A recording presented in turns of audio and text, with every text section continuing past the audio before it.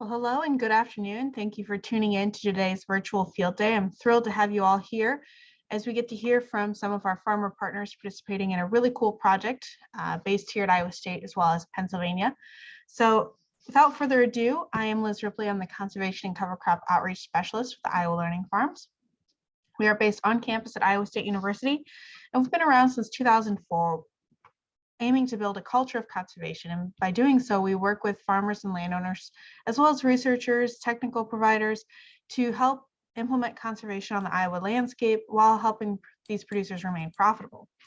And so all of this is made possible through our partnerships, which include the Iowa Department of Agriculture and Land Stewardship, the USDA Natural Resources Conservation Service, Iowa State University Extension and Outreach, the Leopold Center for Sustainable Agriculture, the Iowa Department of Natural Resources, US EPA Section 319, our conservation districts of Iowa, which include our Soil and Water Conservation District Commissioners, the Iowa Farm Bureau, Practical Farmers of Iowa, GrowMark, Iowa Agriculture Water Alliance, Iowa Corn, and the Iowa Nutrient Research Center.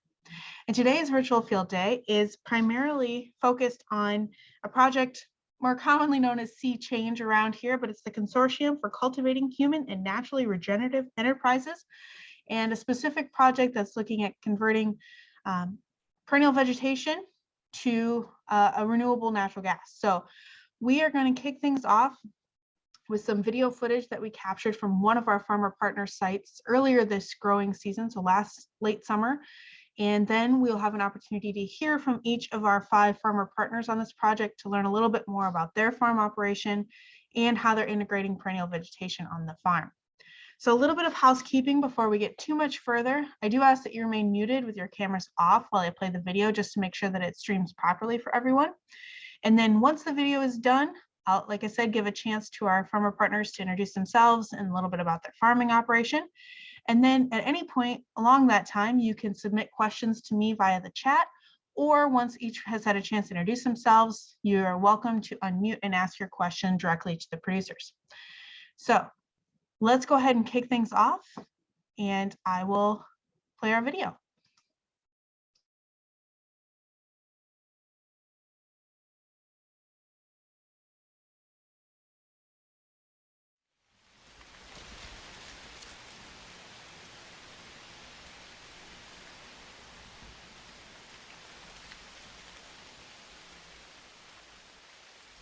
Hi, I'm Matt Russell. We're at Coyote Run Farm.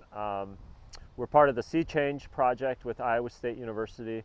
We were really excited not only to see change, but the whole sea of carbon and where we're going in agriculture.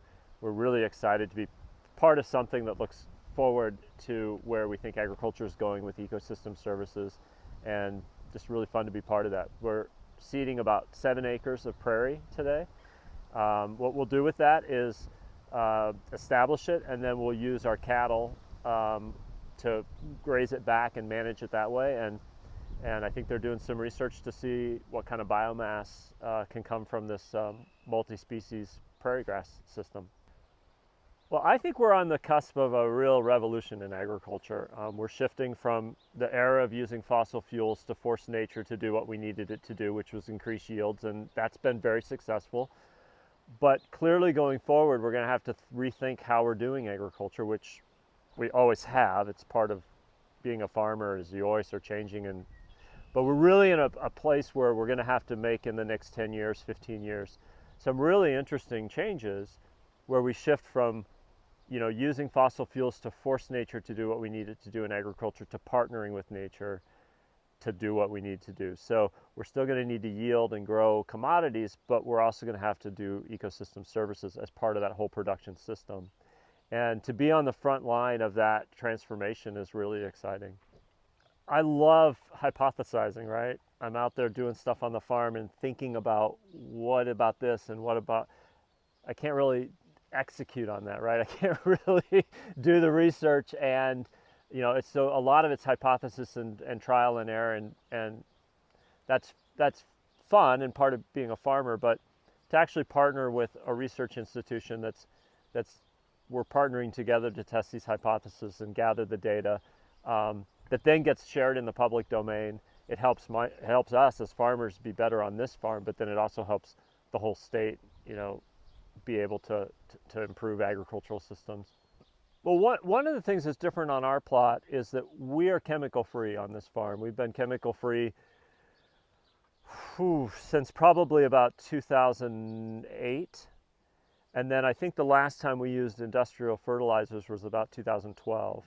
And so we're operating our 110 acres with cattle and a little bit of produce on the idea that you know, we're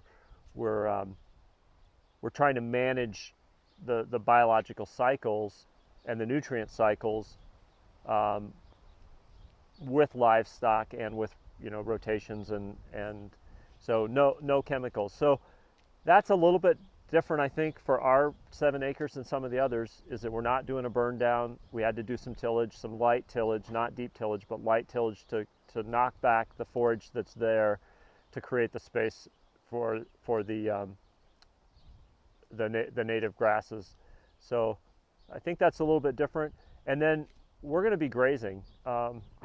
So at some point, once it gets established enough, we'll be rotating our cows through there. And that's really interesting to see how they respond to native forage, because they're pretty much used to, you know, alfalfa and clover and brome, timothy, and orchard grass. Yeah, I wear quite a few different hats. I wear my Coyote Run farm hat as a farmer. Grew up on a farm, and I'd like to say I think it's 41 of the 51 years I've been alive, I've lived at 2 residences, the farm I grew up on and the farm we now own. But I also wear this hat, Iowa Interfaith Power and Light. I'm a faith leader. As a faith-based organization looking at climate solutions, there is nothing more powerful than we can do than invite farmers in their own vocation as farmers to be part of the solutions to climate change. And that's been really powerful. So yeah, I wear this hat. I wear my Coyote Run farm hat. I wear my political hat sometimes. And they all work together in who I am as someone who, you know, wants to live my life making the world a better place. So farmers are engaged in water quality and water quantity, resilience to extreme weather, and more really interested in you know, mitigation. So what can I do on my farm that actually reduces emissions and sequesters carbon versus just being resilient? I think generally speaking, the farmers who are focused on water quality are more likely to be focused on carbon as well. But I think the difference is that what we're seeing now is on carbon and emissions and climate action, we're starting to see some real dollars out there. And I think that's a game changer. So farmers who want to do that as part of their ethic, and they're actually excited about it. They're excited about managing their farm for more living systems and more vitality on the landscape. They're excited about that. The difference is that when they start to see that there's economic incentives to do that, then it becomes not just something that they feel good about doing, but it actually is part of their farming business. And that's where you're going to start to see real change. And I'm hopeful that that's happening. When we look at what's going to give us the best opportunities for carbon capture and reduced emissions, is this kind of more complex systems approach where you can do kind of one-off carbon practices, but they're not very robust, right? If you just put cover crops on the whole state, that's better, but it's not, it doesn't take it like exponentially to another level. But if on a farm you're doing cover crops, you're managing your tillage, you're integrating some livestock into that, you're expanding the crop rotations, you're using different varieties. So you're instead of, you know, a three variety forage mix, you've got a 7 or 8 or 10 or 12. Those are the kind of things that not only do better for carbon, but they also create wildlife benefit, they clean up the water. So we have to think about this in a holistic way. And that's my concern, is that part of where we're headed is this kind of carbon exchange where it's like, I'm polluting and I'm buying from you to allow me to pollute, and we're just putting carbon services. That misses a huge opportunity where we're actually creating an agricultural system that is very diverse, very robust, and we get a broad set of public benefits, including, you know, food and fiber and biofuels, and the products that we think of, but also then these ecosystem services, like water quality, water quantity, cleaner air, carbon capture, and greater, wildlife habitat as well. When we talk about integrating livestock, what we're really saying is that we have some really leaky systems in our agricultural, our livestock production, and we have to shift so that we're raising animals, and some of them are going to be confined. I mean, we do rotational grazing. That's confined animals, right? So it's not that we're confining animals that are the problem. It's that are our systems polluting? Are they leaking? Or are they in fact accelerating good processes? And I think, particularly with cattle, getting them out there where we're not pulling the feed from the field and putting it in, like the cattle are doing that work. And then in some of the other livestock systems, are we actually managing the manure as a resource rather than just getting rid of a waste? And way too much in this state, we're still getting rid of waste.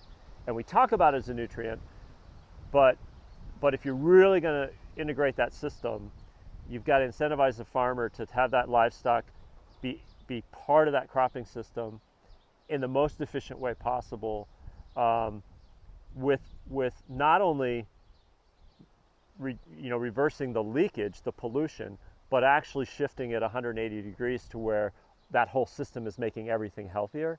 It's totally possible. It's doable. And we could be doing that across the state. And we can still have an enormous amount of livestock. We can still have an enormous amount of corn and soybeans, but we've got to have a lot of other things on the land as well. And those things have to work together so that all the nutrients are being taken up by the plants, right? And not just thrown out there as waste and then adding industrial nutrients on top of it as insurance. We've got a lot of work to do, but as a farmer, when I look at the work that needs to be done, I know that if the incentives are there for me to do that, I can do it. And a lot of us really want to. We really have to think about what we're doing to incentivize our agricultural systems. And one of the things that farmers are really clear about is that right now we have incentives that reward bad actors. So we reward polluting systems, and then the farmers that are doing it really well and making the investments for a healthier system, we don't incentivize that. And in some ways, they have to make an investment that long term is the reward comes back, but on a short-term basis, they take the risk and all the outlay is from them, where the neighbor that has this kind of polluting, leaky system, they've got risk management tools, they've got cost share tools, they've got subsidies. So we're incentivizing exactly the wrong kinds of things. And so, yeah, we need to really look at how we're incentivizing to get these better systems on the land.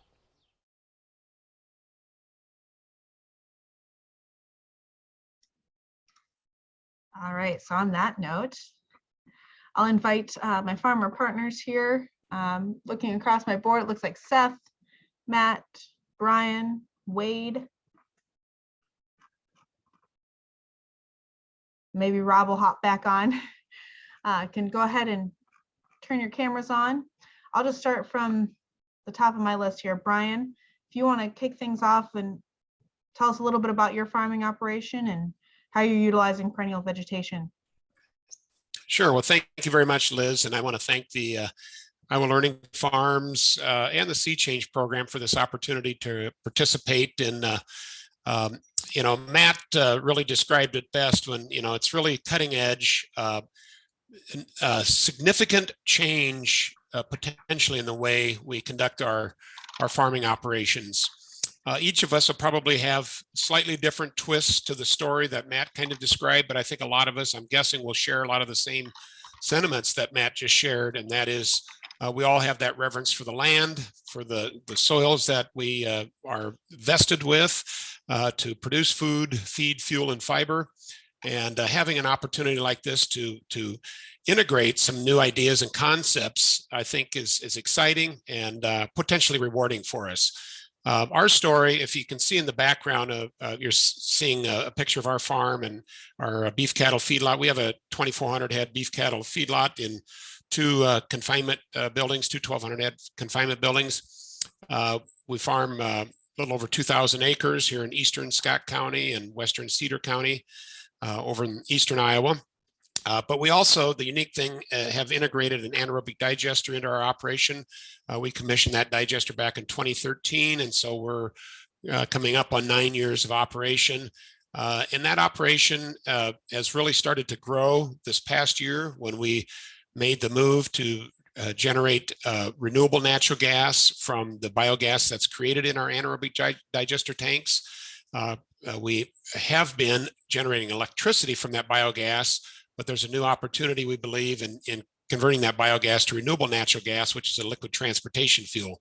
So we're starting to hopefully grow that part of our business. And one of the ways we think we can grow that is through integrating biomass from either perennial prairie, like we've seeded down. We seeded 6.5 acres of prairie down this past summer through the Sea Change program, immediately east of actually I should say around the perimeter of our lagoon where we store our liquid effluent that comes from our digester.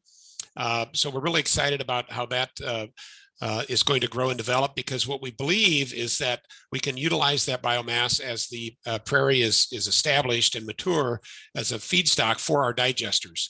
And for example, in Europe and in Germany alone, there's over 9,000 digesters similar to what we have. We have what's called a CSTR design, and we mix the material that we introduce into those digesters, which is currently the beef cattle feedlot manure, and then also some industrial food waste from a number of industrial food processors, such as West Liberty Foods in West Liberty, Iowa. That's a turkey processing plant, as well as PV Liner, which is a pork processing plant in Davenport, Iowa.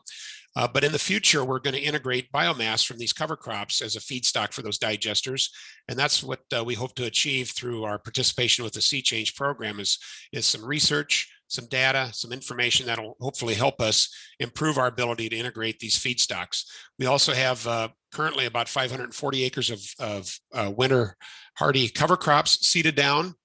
We anticipate chopping this spring in late May over half of that material as a potential feedstock for our digester as we start to move into the production of renewable natural gas. We think that has real potential for our digester facility. But I think more importantly, and this is something that hopefully we'll all touch on today, is what does it mean to the farmer? And yes, it's nice to be able to produce the renewable energy, and an anaerobic digester has the unique advantage that it can produce multiple forms of renewable energy. We can produce renewable thermal energy, we can produce renewable electricity, which is what we currently do, and we can also produce a liquid transportation fuel called renewable natural gas. And as we produce that energy source, that's what helps to generally provide the revenue that's necessary to pay our costs, fixed and operating costs. But more importantly, the material that comes out of those digesters, if you pump a gallon in, you're going to have to pump a gallon out. And so that material that comes out is what we call digestate, and it's fully digested organic waste streams that is rich in nitrogen, phosphorus, potassium, some sulfur, and even more importantly, organic matter. And as we take that material and spread it back on our land, either in the liquid form where we inject it, very similar to what you might inject liquid hog or cattle manure, or as a solid, what we refer to as biofibers, that material is significantly enhancing the quality and health of our soil. We've seen organic matter contents go up 50% in 5 years' time. That's significant. I don't know of any other way in which you can increase organic matter contents of our Iowa soils by that much in that short a period of time. I mean, literally 7 or 8 years ago, before we started spreading our liquid effluent and our biofibers, many of our organic matter contents were in the 3.5% to 4% range. We're now starting to see organic matter contents in the low 5 to mid 5% range. And that's obviously, the beauty of it is we're starting to see reversal of that downward trend in organic matter content. So when you talk about sequestering carbon and putting it back into the soil, that's exactly what we're doing. And we are very excited about, the growth potential that lies ahead for anaerobic digestion, not only on our farm, but I think in a number of locations across the state, but ultimately what it's going to do to the health of the soil, and also the enhancements that we see in water quality and air quality from larger feedlot operations. So that's kind of our story in a nutshell. And I'll certainly entertain questions later, but appreciate the opportunity, Liz. Thanks, Brian. And I will say that because it started snowing in here and rural internet can be sometimes iffy, it does look like Rob was kicked off, so hopefully maybe he'll be able to join us back. But I'm going to ask Seth if you want to kind of give us a little bit of a lowdown on your farming operation and the role perennial vegetation plays. Sure. All right.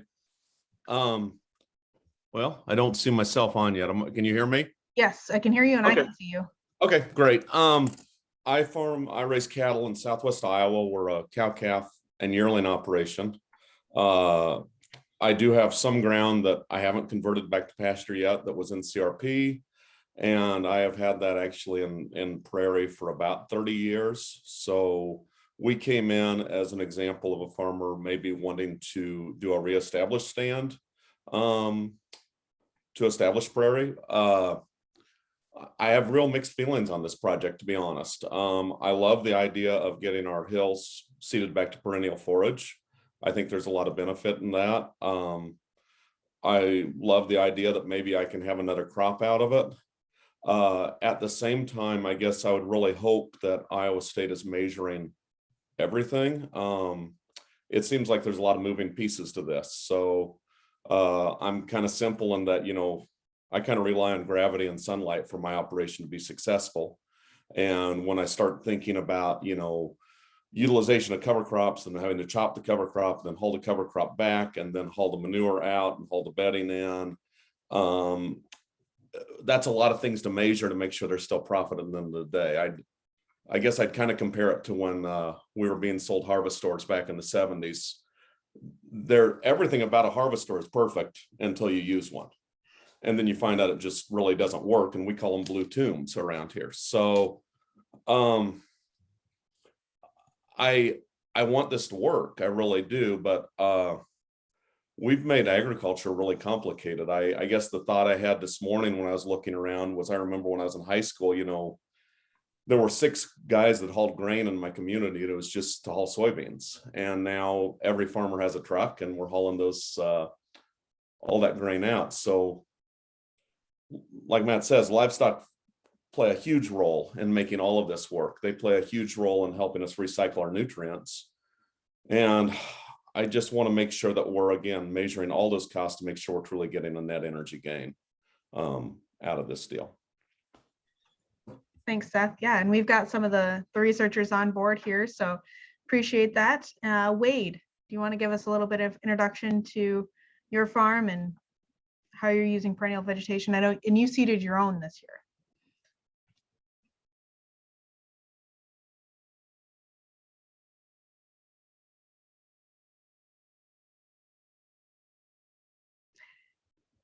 And maybe while we're waiting for Wade, I know, Matt, you gave a great introduction via the video. There was a question that came in, if you're willing to address this one. You mentioned incentives. Could you elaborate a little bit more on what incentives currently are being used to reward bad actors that you referred to?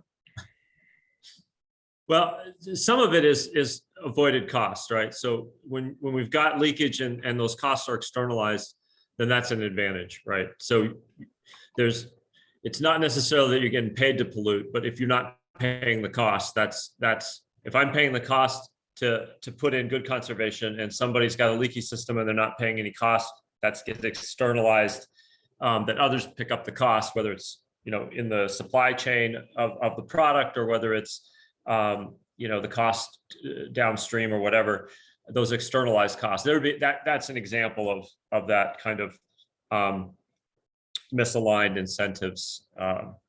I think, boy, talking to my banker, about crop insurance. You know, we've incentivized producing commodities on some land, some marginal lands, instead of another crop there that could be much better environmentally.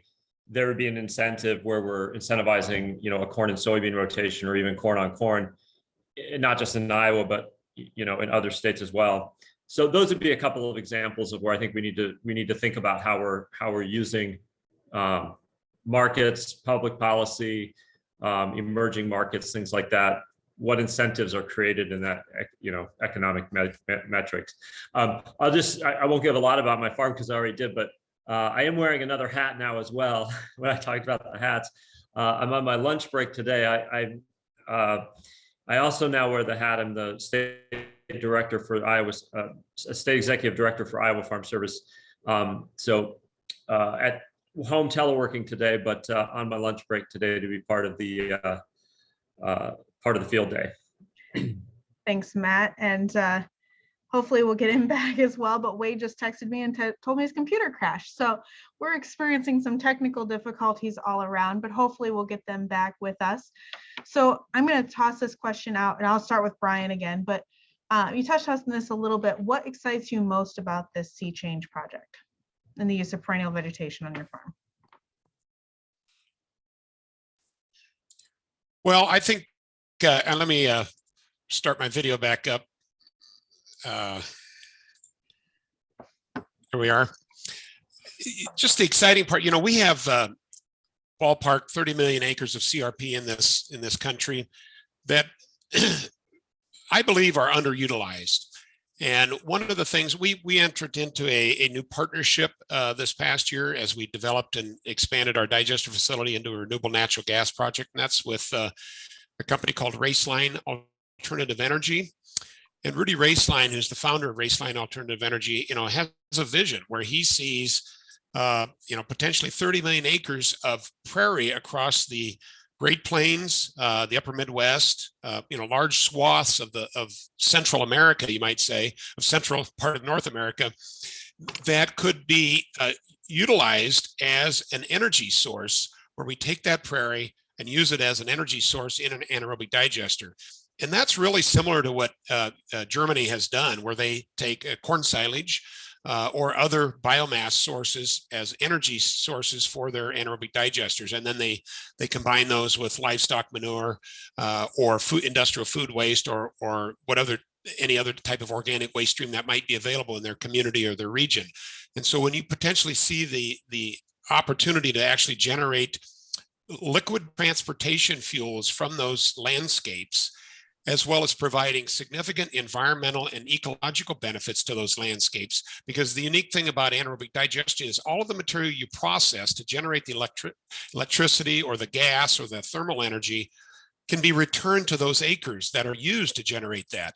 And not only that, but you can capture other carbon sources of waste from local processors or grocery stores or industrial food waste centers like convention centers or school districts, hospitals. All of those food waste sources can potentially be used as substrates in your anaerobic digester in combination with the biomass that we might be pulling from those landscapes.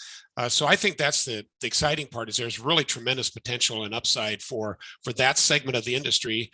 And the unique thing about anaerobic digestion compared to other forms of liquid transportation fuels, and specifically I refer to ethanol and renewable diesel or biodiesel, is the carbon intensity scores of the liquid transportation fuels we're producing through dairies and swine operations that have existing renewable natural gas facilities at their sites. Those CI scores or carbon intensity scores are in the -3 and 4 and even -500 range. So if companies and industries are talking about being carbon neutral, which just about everybody is in today's society, the only way to get there is to integrate some carbon negative fuel streams or energy sources, renewable energy sources, into that model, so that you can reduce the carbon positive impact of your existing operations. And so there's tremendous potential for that renewable natural gas or that renewable electricity or renewable thermal energy that's produced through anaerobic digestion to help bring down industries and businesses' carbon intensity scores of the work that they're doing. So we can really provide that opportunity to help other businesses and industries achieve their goals. All right, Seth, I'm going to pass this question to you, and then I'll give Rob a chance to introduce himself. What excites you most about this opportunity to maybe see growth in perennial vegetation in Iowa? I think the opportunity to find something else to put on our highly erodible land than what we're doing right now gives me a lot of hope.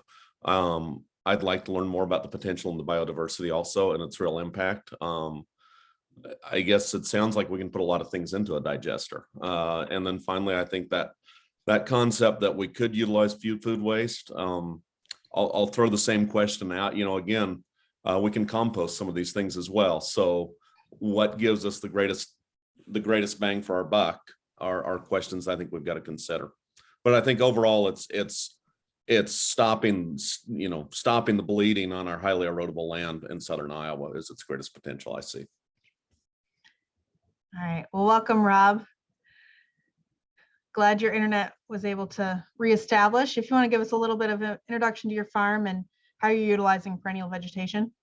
Okay, yeah, we're off for about 20 minutes, so hopefully we'll stay on for a while now. We farm about 1060 acres of crop ground in southeast Iowa, Washington County. Also feed out about 10,000 head of hogs.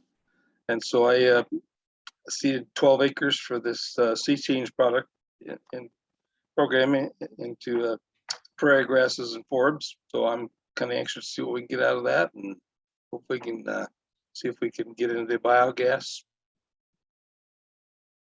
All right. Well, I'm glad we got him on for Get it just going. Great, Rob. Thank you. Again, if you have any questions at any time, feel free to submit them in the chat. I've got a couple that came in for Brian here. You talked about organic matter content for improving soil from liquid manure. Are the improvements what you expected to see? Is it important to combine the liquid manure with cover crops in order to see the improved organic matter content? So I guess, how are you utilizing that digestate, and what combination of practices have really led to that fast growth of organic matter? Well, very good question. So we look at the establishment of the cover crops. Really, that's taken place more so in the last 2 to 3 years. So the addition of the anaerobic digester facility in 2013 allowed us to start using the liquid fraction of the digestate as a liquid fertilizer source, if you will, for the crops. And typically we would put on soybean stubble between 4,000 and 5,000 gallons an acre of a liquid effluent. And that would provide probably 200 to 220 pounds of nitrogen, 170 pounds of phosphorus, and probably about 150 pounds of potassium. So it's a pretty good load, and that's a 2-year fertilization rate. Then where we take cornstalk bales off for bedding for our cattle barns, and all of that corn stover, of course, is not only being utilized as bedding in our cattle barns, but it also goes through the anaerobic digester and helps produce some biogas. We take the biofibers, it's a compost-like material, and spread that back on the land to replace the nutrients that we removed once we remove the residue from the corn crop. So that's where we utilize it, is in 2 different settings. We utilize the liquid primarily on soybean stubble that's being rotated to corn.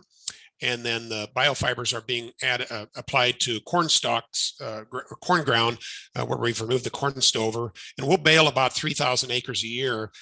And typically, if we're producing 3 to 4 round bales per acre, that's let's just say 2 to 3 tons of corn residue removal. We'll apply between 4 and 6 tons of the biofibers per acre to help replace the nutrients, especially the P and K that we've removed from those fields. The cover crops, to me, are a bonus. That's going to be out there trying to soak up any excess nitrate nitrogen that we might have in the soil profile. It's also obviously going to protect that soil from wind and water erosion over the fall and winter and early spring. It's also going to increase organic matter content of those soils as well, because of the root structure that stays in that soil. So it really offers additional benefits that I think we're going to realize. In other words, we could see even faster rates of increase in organic matter contents of our soils with the establishment of the cover crops on top of the utilization of our digestate as a soil amendment fertilizer source.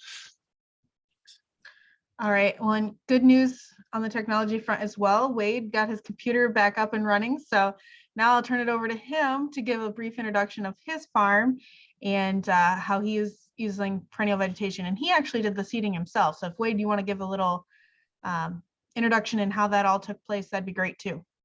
Sure. So I farm here in central Iowa, northern Marshall County, north of Marshalltown. And yeah, I did all the seeding myself. I have my own custom seeding company. So I actually do cover crop seeding, CRP, and that sort of thing. So this is right up my alley. My farming operation, I run a couple hundred acres of row crop, small grains, and I also have a small cow herd. We farm a lot of river bottom ground. Quite a lot of it's right alongside the Iowa River. So that was put into CRP 2 years ago into a wetland mix so that the river won't drown everything out. And the goal of that ground was to hopefully increase organic matter of that soil, catch and hold the soil particles that come down the river, and then hopefully build up a really good perennial grass base so that in 10 years when I'm out of the contract, I can turn cattle in on that. What I did with the Sea Change project was take 9 acres of marginal crop ground that was at kind of the foot of a larger field that never really amounted to much. It didn't yield well because it was almost always wet. And so rather than fight it and throw money at it, we went ahead and put it into perennial vegetation. It is in a tall grass prairie mix. We got it established this spring in good order. It had a rye cover crop on it to begin with. We took that for hay, and then we seeded no-till into that rye stubble. I used rye seed as a nurse crop because that works best. I've got a large box drill, and so the rye seed helps the fluffy perennial seeds kind of flow through the meters and does a really good job of paving the way for the perennial grasses to come up later. We had a good take. We had water for the beginning part of the spring, and then the rain turned off and everything stopped growing for a while. So I only had to mow the weeds once this summer because there just weren't that many of them that came on until we got rain in August.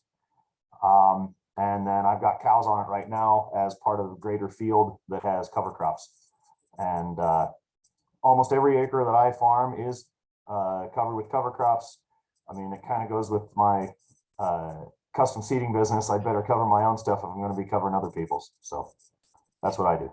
Excellent. And you already kind of answered this one in terms of what you did that first year, but I'm going to turn this over to each of you to take turns. So I'll start with Rob. The question for each of you is, what does the management look like for each of you in the first year of establishment for perennial vegetation? What did you do? Oh, you got to unmute there, Rob.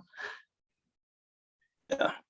Okay. I mowed it twice. I Okay. would have had to mow it often, but we went 60 or 70 days without any rain also in the middle of summer, so things didn't grow very fast. But I mowed it early and then I mowed it again late. And you had cover crops there. Yeah, I had killed the cover crop with Roundup in May. Okay. Yeah, I had cereal rye. I do cover crops on every acre I have, so that's my plan. All right, Matt, what did you do for your first year? Yeah, I mowed it twice as well. We were dry, which actually worked to our advantage, I think, because we were knocking back existing forage, and having it dry actually gave that new seeding. We had just the right amount of rains, just the right times for the seeding, and so we did end up having to mow twice. And then we were kind of dry in the fall again too, so we didn't have to do a third mowing. Seth, I know your site's a little bit different. What did you do to help make sure that your newly seeded did well in the already established areas? I did an initial mowing. One problem we ran into where the drill did go in, we've got some Lespedeza, the bad one, coming in. So I've gone back and spot mowed it, and I'm trying to figure out how to deal with that. It's a pretty tough weed to manage. So I actually just went back out to mow the spots that I saw it again, so I can spot spray this spring and just kind of hopefully get a head start on it is what we're working on there. How do you spot mow? What are you using out there? I'm just using my 15-foot John Deere Batwing, looking Okay. for them, just visually identifying where I'm seeing that Lespedeza coming up. And then I'm beginning to suspect I don't need chemicals. It may just need aggressive mowing to keep it under control, so we'll see. And Brian, what did you do for your first year to help get that site established? Well, we, just a second here, okay. I'm going to pull up the recipe that we used here first, so I can see we sprayed the field on, I think it was July 7th with glyphosate, and then planted that same day. Planted about a third of our seeding rate was big blue stem, about 2 pounds of big blue stem per acre. Total seeding rate was right around 6 pounds an acre. And we really had a variety of mixes of grasses and forbs, some false sunflower, golden Alexander, gray goldenrod, purple coneflower, purple prairie clover, just a variety, about 20 different varieties of grasses and forbs that we seeded. And part of our research, you might say, will be to determine what mix of those perennial grasses and forbs do we want to utilize as we look down the road as a way to not only restore that prairie, but also to potentially provide the most biomass per acre for the anaerobic digester. So it's going to be a balance. We certainly want to try to restore the prairie, something as close to what we had obviously 100+ years ago when this land was settled, and maybe first tilled or plowed.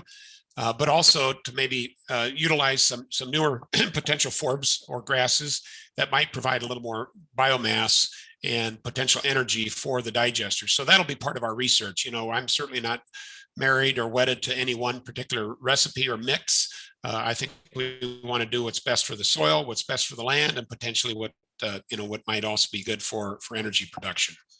And I might also add that in addition to the 6.5 acres that we seeded down for the seed change program, we went ahead and seeded actually another 36 acres right next to it in a field that has a number of terraces and tile inlets and is located right next to a creek. So we're actually going to be doing some water quality monitoring in that creek starting this spring. And then we actually just seeded that 36 acres down yesterday in the frozen tundra before we got this next round of snow. And used a very similar recipe, used a lot of big blue stem and then some variety of grasses and forbs as well. So that after 2 or 3 years, we hope to be able to utilize as an energy source by chopping that in a anaerobic digester as well. And let's go back through my questions here. Someone was curious, how do you measure the nutrient content of your digestate there, Brian? Well, essentially just like you would manure, you send it into a lab. I mean, we utilize a lab right here in Iowa that measures the nitrogen, phosphorus, potassium, sulfur of that, as well as the organic matter content. So any other, liquid fertilizer that is analyzed in order to maybe comply with a manure management plan is what we do for measuring the nutrient content of the digestate, because again, it's organic waste, that we're measuring the nutrients in. So it's not any different really than any other kind of manure source or waste stream that you might be applying to the land. Matt, did you have a question? Yeah, I didn't talk about our establishment because we're chemical free. We put cows on it March 1st and kept the cows there till April 15th. And so we were continuing to hay them, but they were eating that new forage back, plus putting hoof pressure on what was coming up in the spring. So we were ready then to disc. We lightly disked about 3 to 4 inches at the most to get a seed bed so that we could seed this, on a chemical-free basis. So I forgot to mention that we used the cattle to initially knock back the emerging forage that already was there, so that we didn't have to do a deep tillage and could get some really good seeds started. And have you turned the cows out on? I know we saw what it looked like in September, but did you turn the cows out yet on that? No, and we won't probably turn cows out until, we probably won't graze it this year either. we'll probably wait till year 3 at the earliest. We'll probably just mow it again this year, manage it that way. Of course, we'll be asking Iowa Learning Farms to help us think through some strategies on that as well. Yeah, happy to help. So I know some of the biggest questions around perennial vegetation in terms of, utilizing it beyond maybe an erosion or water quality is from the grazing standpoint. So it's great to have so many different folks with livestock participating as well, whether it's hogs or cattle, so we can see kind of how livestock fits into the equation as well. So I think I've caught up with questions in the chat box, but if anybody has any questions and they'd like to ask them, I am going to share my screen one more time. Got a few things I'd like to share with you all while you get those questions asked. So if you attended today for a CCA credit, you can get that information to me there on the screen. That'd be your CCA. Oh, my things are in the way. I apologize. Your CCA number and your name. You can email to me at ejuchems@iastate.edu by 5 p.m. today. Similarly, if you are interested in establishing perennial vegetation as well as any of these other practices like a wetland oxbow, bioreactor, saturated buffer, feel free to let me know. You can also find my email on our website, iowalearningfarms.org. So I did see, Matt, you raised your hand. Did you have another question or comment you wanted to add on here? Yeah, I was just gonna, a couple of weeks ago, USDA rolled out the Climate Smart Agriculture Commodities program, and I'm hoping Iowa State is putting in a big grant for going after that part of that $1 billion. But I think the whole idea of that there are new markets emerging, there's new opportunities, or new incentives. I think even it is bipartisan. I know Senator Ernst and Senator Grassley both supported the Growing Climate Solutions Act. So, I really think there's an opportunity here, and we're talking about agriculture in a new way. And certainly, where we used to think of conservation and production as kind of in competition with each other, we're starting to see the integration of better conservation actually becoming part of the revenue stream, part of the production, right? Like when we're growing nature, that's actually not something that we're doing on the side, but it's actually integrated into our business model on the farm. So, I just think it's a really exciting time. We've got an administration now that's very forward thinking. Secretary Vilsack's out there pushing that, but we've got members of both parties in Congress really interested in, and the Food and Agriculture Climate Association as well. It's an exciting time, I think, to be thinking about some of these things. And I thank you to the Learning Farms for pulling this together. Yeah. On that kind of same note, the Risk Management Agency just did approve relay cropping of cover crops and soybeans. So if you're thinking about doing that, be sure to talk to your insurance agent to make sure they're informed on that new announcement that just came out, I think, a couple weeks ago. So there's a lot of opportunities. Yeah, Brian. I'm sorry, I didn't mean to interrupt. I'm trying to figure out how to raise my hand, but I couldn't. But anyway, a couple of things I just wanted to say. One is maybe just as a follow-up to the nutrient analysis of our liquid effluent and our biofibers or digestate, is that the analysis that we're required to acquire through the testing is a part of our manure management plan. So that testing will kind of dictate to us what our application rates are going to be. So, it is a part of our manure management plan, since our feedlot is a concentrated animal feeding operation, and we're a permitted facility. So that part of it is, it's an essential or integral part of our system. The second thing is, the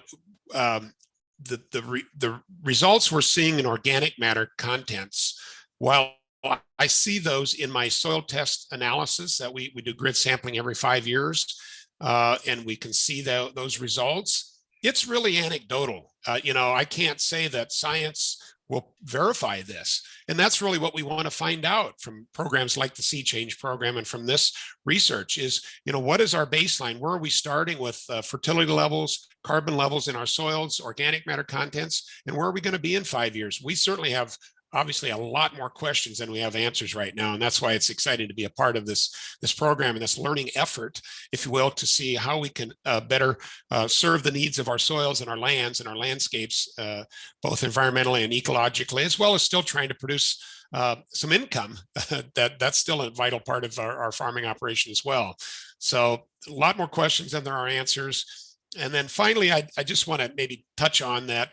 I had the opportunity to listen to the hearing about, I think it was February 3rd in the House Ag Committee that Representative Jim Costa from California chaired. And he had a number of producers and also a professor from Colorado State University talk about animal agriculture and their impact on the landscapes and on the land and on our ability to produce food.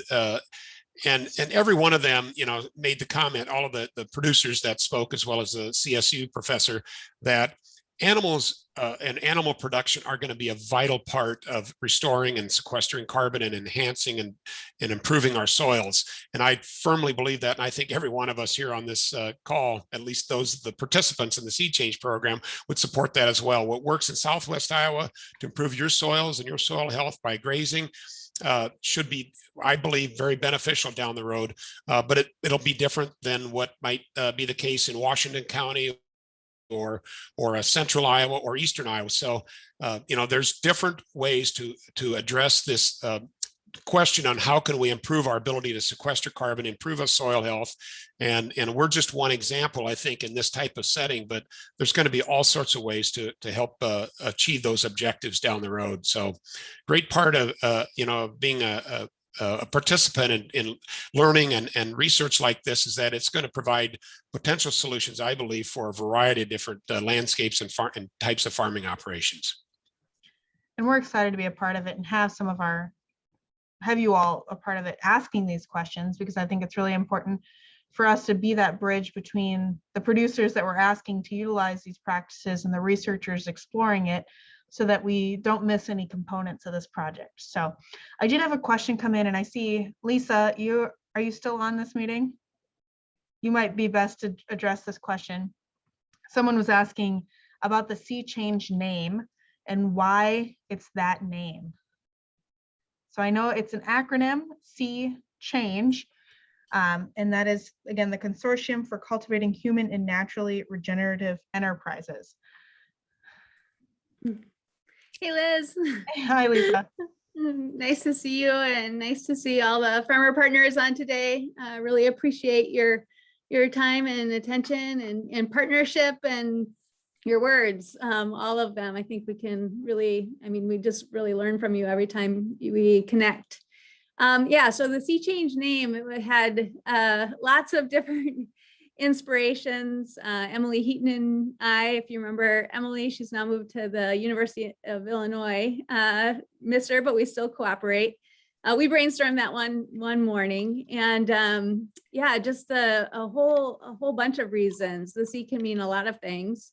We were talking about the need to be able to sort of visualize change of the future. So really, see it, in that in order to sort of get to where we are to a different future, we really need to kind of be able to, understand what that looks like and grapple with it and play with it, and how hard that is in farming operations, given the annual cycle. It's a little different than other sectors of the economy, because you're bound to the annual cycle. And if we can use models, if we can use artwork, if we can use even ISU land to try to test out some ideas that are really difficult to test out on private commercial farm because of the risk involved. So I was inspired by that. It was also inspired by the climate and carbon, sort of the sea associated with those words. The regenerative enterprises, recognizing that farmers have these really strong conservation ethics that all of the farmers here so eloquently articulated, right? It gives me goosebumps on my spine when I hear farmers talk about their conservation ethic. But oftentimes, given the challenges of short-term economics, right, meeting those short-term economic needs, it's hard to sort of act on long-term values given just the short-term nature of the marketplace. And so really trying to figure out, okay, are there ways that we can, as both Brian and Matt said, making kind of the heart and the head align, being able to, generate new markets to help pay for some of the value that nature provides on farms. So that's where the enterprises component comes in. With the strips project, we've just heard from so many farmers that they really like the idea. They like the data that we've collected. It really aligns with their values, but the challenges of making it pencil out economically is a real barrier. And so Sea Change was really born out of trying to figure out ways, and we're discussing one way here today to try to help pay for or bridge that. But we are looking at other ways too that we can just really bridge that short-term economics to the long-term economics and values within Sea Change. And then, thinking aspirationally, the other component of Sea Change is SEA, right? Like, can we create the sea change in agriculture where agriculture more broadly is valuing those ecosystem services and recognizing the ways that nature and production can work together to be mutually supportive, rather than, so oftentimes in the past they've been, and I don't think this is so, it tends to be portrayed this way. They're oftentimes articulated as in conflict with one another.